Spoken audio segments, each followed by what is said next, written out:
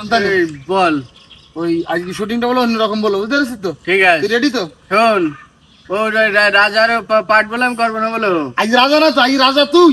হ্যাঁ, আমি রাজার পুতা আজকে। আমি রাজা। হ্যাঁ তালি নেই।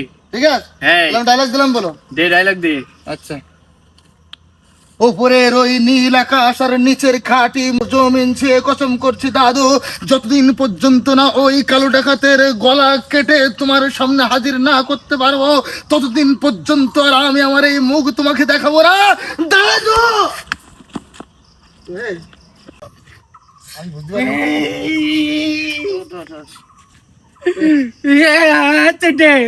না।